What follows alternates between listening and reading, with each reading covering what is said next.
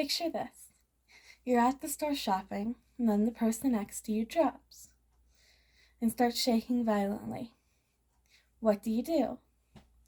You are in the car with your best friend, and they are laughing. You guys are having the time of your lives, and then their laughter abruptly stops. You call their name, but they don't respond. What do?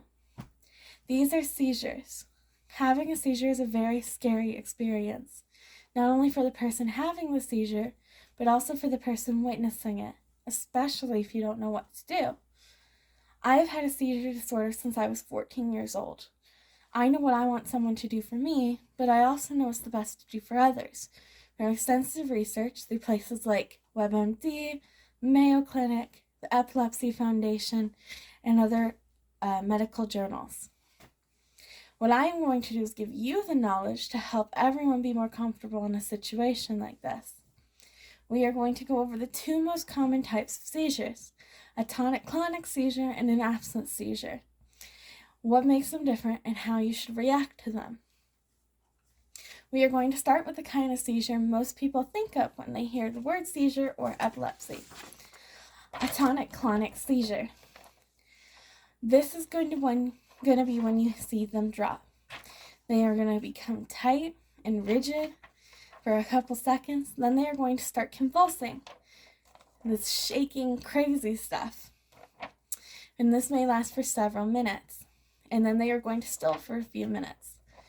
WebMD says the overall time that people usually experience from the time when they drop to the time when they wake up is going to be about 15 to 20 minutes, and they will be loopy afterwards. First thing you are going to do is call 911, especially if you do not know if they have any prior seizure experience.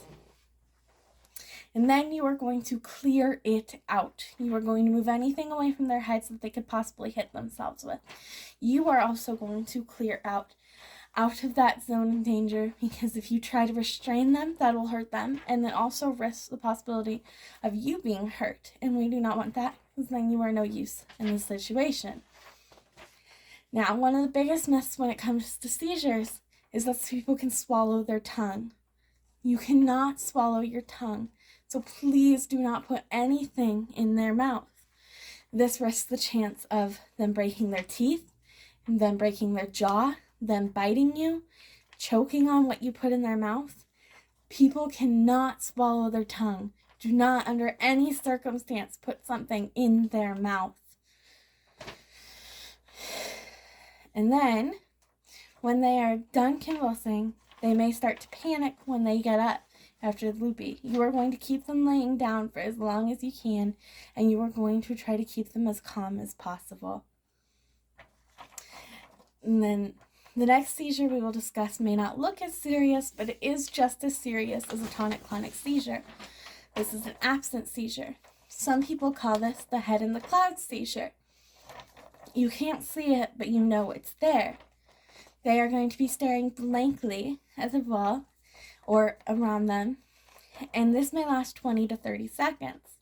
Mayo Clinic says sometimes people have these in succession.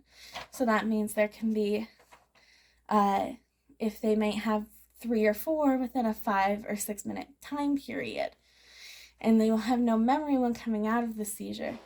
One of the things the Mayo Clinic makes very clear is to steer them away from any dangerous activity that may be happening in the moment.